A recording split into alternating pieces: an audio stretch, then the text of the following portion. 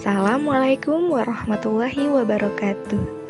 Selamat pagi anak-anak yang soleh dan solehah. Berjumpa kembali di pembelajaran jarak jauh pendidikan agama Islam dan budi pekerti.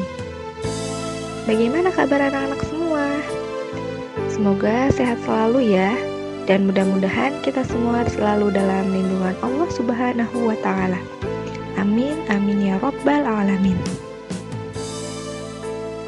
Baiklah anak-anak, sebelum kita mulai belajar, alangkah baiknya kita berdoa terlebih dahulu agar pembelajaran kita hari ini berjalan dengan lancar dan mendapatkan keberkahan dari Allah Subhanahu wa Ta'ala. Bismillahirrahmanirrahim.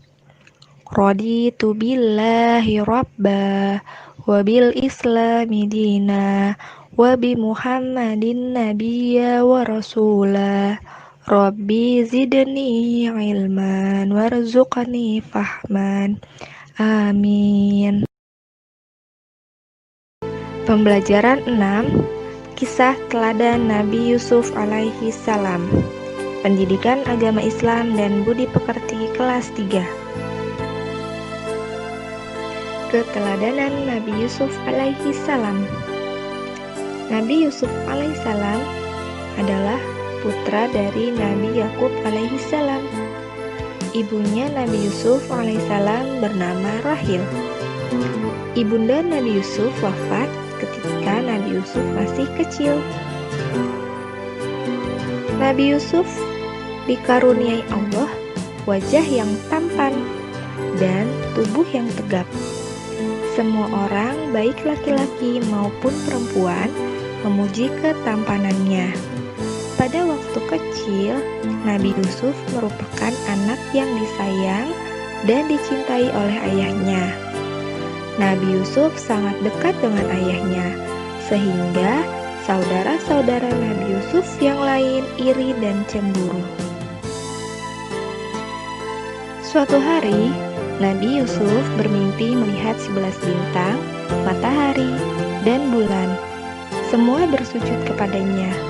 Nabi Yusuf kemudian menceritakan kepada ayahnya. Mimpi tersebut dikisahkan dalam Al-Quran Surah Yusuf ayat 4, yang artinya, ingatlah ketika Yusuf berkata kepada ayahnya, "Wahai ayahku, sungguh aku bermimpi melihat 11 bintang, matahari, dan bulan. Kulihat mereka semua bersujud kepadaku." Nabi Yakub alaihissalam mempunyai firasat bahwa Nabi Yusuf alaihissalam kelak akan mendapat kedudukan yang tinggi. Allah akan meluaskan pengetahuannya serta nikmat kepada Nabi Yusuf alaihissalam. Pada suatu hari, saudara-saudara Nabi Yusuf meminta izin kepada ayahnya untuk mengajak Nabi Yusuf bermain bersama ke hutan. Sang ayah berpesan kepada saudara-saudara agar menjaga Nabi Yusuf dengan baik. Setelah mendapat izin dari sang ayah, mereka pun berangkat mengajak Nabi Yusuf bermain. Saudara-saudara Nabi Yusuf merencanakan untuk membunuh Nabi Yusuf. Nabi Yusuf dibawa mendekati sumur, mereka pun membuang Nabi Yusuf ke dalam sumur. Saudara-saudara Nabi Yusuf alaihissalam itu kemudian pulang dan menemui sang ayah sambil menangis. Mereka mengarang cerita bohong tentang kejadian yang menimpa Nabi Yusuf alaihissalam. Dan di dalam sumur, Nabi Yusuf alaihissalam menangis seorang diri. Nabi Yusuf alaihissalam memohon perlindungan dan pertolongan kepada Allah Subhanahu wa Ta'ala. Tak lama kemudian ada saudagar yang melewati sumur itu untuk mengambil air. Ketika menurunkan timbanya, Nabi Yusuf berpegangan pada timba tersebut dan ikut ditarik ke atas. Lalu saudagar itu terkejut melihat ada seorang anak yang bergelantung di timbanya dan ditolonglah Nabi Yusuf tersebut. Mimpi Raja. Singkat cerita, seiring berjalannya waktu, Nabi Yusuf tumbuh menjadi pemuda yang tampan. Pada suatu hari, Raja bermimpi melihat 7 ekor sapi betina yang gemuk dimakan oleh 7 ekor sapi betina yang kurus. Dan Raja juga melihat 7 tangkai gandum yang hijau dan 7 tangkai gandum yang kering. Raja segera mengumpulkan penasihat untuk menjelaskan makna mimpi tersebut. Namun, tak seorang pun bisa menjelaskan makna mimpi itu. Nabi Yusuf alaihissalam menafsirkan bahwa dunia akan mengalami masa 7 tahun dalam kemakmuran. Akan tetapi setelah itu akan datang masa 7 tahun dalam kekeringan. Oleh karena itu, raja hendaklah bersikap bijaksana saat masa 7 tahun yang penuh kemakmuran itu. Tujuannya agar saat datang masa kekeringan, seluruh negeri terhindar dari segala musibah. Raja tertegun dengan penjelasan Yusuf yang masuk akal. Kemudian, raja mengangkat Nabi Yusuf sebagai pejabat di negaranya.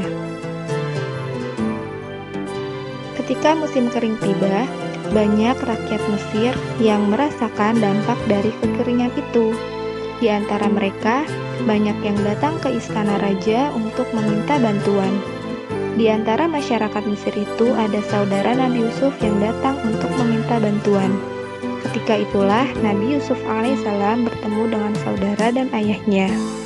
Saudara Nabi Yusuf akhirnya bertaubat. Mereka meminta maaf kepada Nabi Yusuf alaihissalam dan memohon ampun kepada Allah Subhanahu wa Ta'ala. Baik anak-anak, dari cerita tersebut dapat kita contoh sifat keteladanan Nabi Yusuf alaihissalam. Yang pertama, melatih diri untuk bersabar. Nabi Yusuf alaihissalam sangat bersabar dalam menghadapi berbagai macam cobaan. Yang kedua, memohon pertolongan hanya kepada Allah Subhanahu wa Ta'ala. Ketika Nabi Yusuf alaihissalam berada di dalam sumur, senantiasa memohon pertolongan dan perlindungannya hanya kepada Allah. Yang ketiga, melatih diri untuk jujur. Ketika Nabi Yusuf alaihissalam menafsirkan mimpi, beliau mengatakan kebenaran yang diketahui dan tidak ditutup-tutupi. Yang keempat, memaafkan kesalahan orang lain. Nabi Yusuf alaihissalam memaafkan kesalahan saudara-saudaranya yang sudah berbuat jahat kepadanya. Kisah keteladanan Nabi Syuaib alaihi salam. Nabi Syuaib alaihi salam berasal dari suku Madian. Suku Madian adalah orang-orang Arab yang tinggal di sebuah daerah bernama Ma'an di pinggiran negeri Syam. Saat ini, Syam dikenal sebagai negeri Syria. Penduduk Madian terdiri dari orang-orang yang tidak mengenal Allah, Tuhan yang Maha Esa. Penduduk Madian saat itu gemar berbuat curang, licik, tidak jujur dan tidak adil.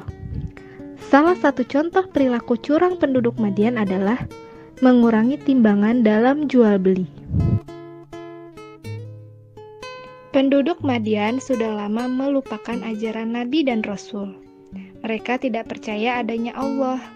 Mereka menyembah hutan dan aikah, yaitu sebidang padang pasir yang ditumbuhi pohon. Allah Subhanahu wa Ta'ala mengutus Nabi Syuaib alaihissalam untuk menyeru mereka supaya menyembah hanya kepada Allah Subhanahu wa Ta'ala. Allah berfirman dalam surat Hud ayat 84, artinya, dan kepada penduduk Madian kami utus saudara mereka, Syuaib. Dia berkata, "Wahai kaumku, sembahlah Allah, tiada Tuhan bagimu selain Dia. Dan janganlah kamu kurangi takaran dan timbangan, sesungguhnya aku melihat kamu dalam keadaan yang baik, dan sesungguhnya aku khawatir kamu akan ditimpa azab pada hari yang dibinasakan, kiamat." Nabi Syuaib alaihissalam mengingatkan kaumnya pada kenikmatan yang mereka dapatkan agar mereka bersyukur. Kaum Nabi Syuaib alaihissalam tetap tidak mau mengikuti ajakannya. Bahkan mereka mengejeknya, mengancam Nabi Syuaib alaihissalam dengan berkata, "Wahai Syuaib, kami tidak banyak mengerti tentang apa yang engkau katakan itu. Sedang kenyataannya kami memang memandang engkau seorang yang lemah di antara kami. Kalau tidak karena keluargamu, tentu kami telah menganiayamu, sedang engkau pun bukan seorang yang berpengaruh di lingkungan kami." Nabi Syuaib alaihissalam berkata, "Dan wahai kaumku, berbuatlah menurutmu kemampuanmu. Sesungguhnya aku pun berbuat pula. Kelak, kamu akan mengetahui siapa yang ditimpa azab, yang menghinakan, dan siapa yang berdusta. Dan tunggulah, sesungguhnya aku bersamamu adalah orang yang menunggu. Mendapat ancaman dari kaumnya itu, Nabi Syuaib alaihissalam tidak merasa takut. Nabi Syuaib alaihissalam meyakini bahwa dengan sepenuh hati Allah akan menolong dan melindunginya. Nabi Syuaib alaihissalam tetap berdakwah dengan senantiasa mohon perlindungan kepada Allah Subhanahu wa Ta'ala. Allah Subhanahu wa Ta'ala melihat kemungkaran kaum Nabi Syuaib alaihissalam semakin merajalela. Allah Subhanahu wa Ta'ala hendak menurunkan azab kepada kaum Nabi Syuaib alaihissalam. Azab Allah datang menimpa penduduk Madian. Mula-mula mereka diserang udara yang sangat panas sehingga mereka keluar dari rumah masing-masing untuk mencari udara segar. Akan tetapi, dimanapun mereka berada, udara tetap terasa panas, sehingga menyesakkan dada dan nafas mereka. Saat mereka kebingungan, tiba-tiba tampak awan hitam menaungi kawasan lembah. Mereka gembira melihat awan itu. Mereka mengira awan itu akan mendatangkan hujan dan hawa sejuk yang mereka rindukan. Namun, dugaan mereka salah. Pada saat itu, dari awan yang pekat itu, kilat, petir, dan guntur menyambar saling menyusul. Penduduk negeri Madia pun itu binasa.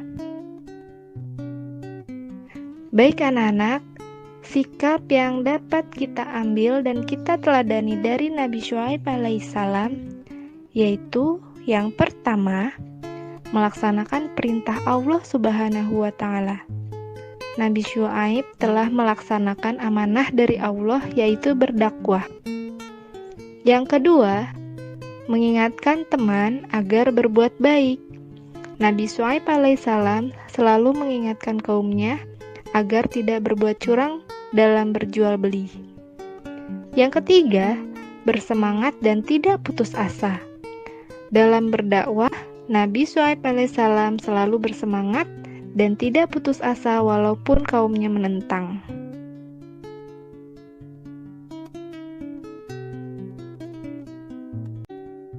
Alhamdulillahirabbil alamin. Sekian pembelajaran hari ini dan sampai jumpa di video pembelajaran selanjutnya. Tetap sehat, tetap semangat. Wabillahi taufiq wal hidayah. Wassalamualaikum warahmatullahi wabarakatuh.